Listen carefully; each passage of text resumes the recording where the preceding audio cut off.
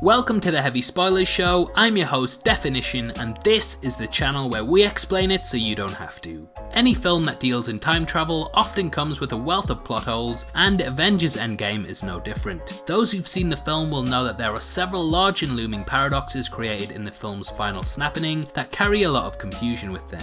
So to clear things up, I thought I'd put together a breakdown of how the timelines in the film work and how its contradictory elements come together to form a cohesive narrative. This is full spoilers ahead, so if you haven't seen the film yet and don't want to know what happens, then I highly suggest that you turn off now.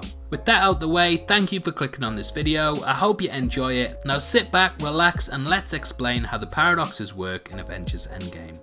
Okay, so the big bit of confusion that surrounds Avengers Endgame revolves around the fact that the Avengers managed to defeat the 2014 version of Thanos before he ever has the chance to carry out the snap that caused the events in the film. This is more commonly known in theoretical physics as the grandfather paradox. The grandfather paradox involves a person travelling through time to kill their own grandfather before the conception of their father or mother. This becomes a paradox because in doing this, the time traveller will never be born and therefore cannot travel back in time to kill their grandfather. Yes, it's a lot of timey-wimey stuff. Anyway, we see a similar scenario happen in Avengers Endgame when Nebula kills her past self. Surely the rules of time travel stipulate that in doing this, the future version of Nebula should not exist, and therefore she would not be able to kill the past version of herself, and yeah, my head's starting to hurt now. Those who've seen the movie Looper will know that this was used to great effect in the film's finale as a way for the protagonist to take out the villainous version of himself from the future. However, in Endgame, Nebula doesn't disappear,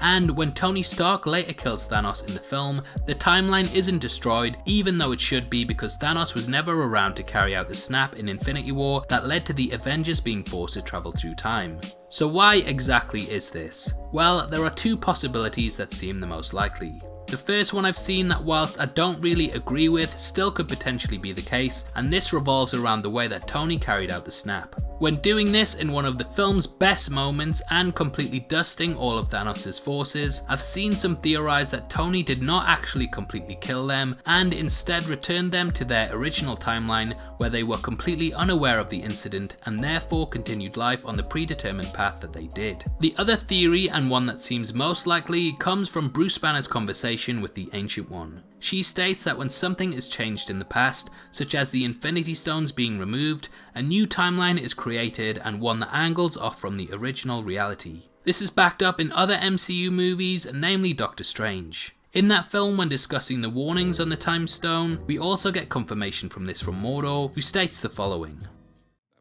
Temporal manipulations can create branches in time, unstable dimensional openings, spatial paradoxes, time loops! Therefore, it's safe to assume that what the Avengers actually did was create multiple branching realities and dimensions which alternative characters can exist in. So, when Nebula kills herself, she's actually killing herself from an alternative reality, similar to something like The One starring Jet Li, which, by the way, definitely deserves a remake.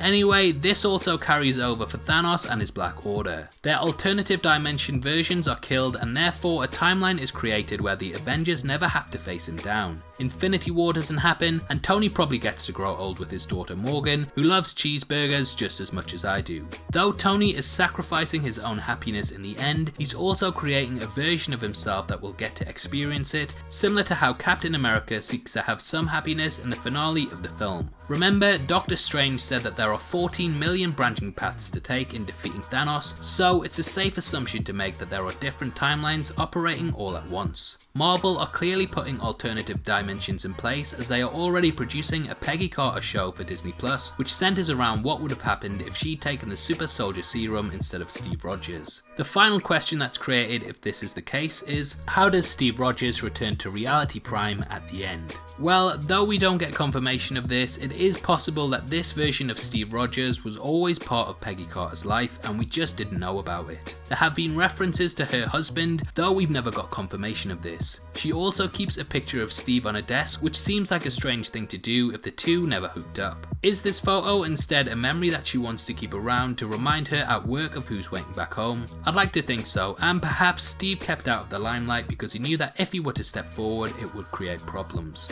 And it would also be awkward at family dinners because yeah, he kissed his niece.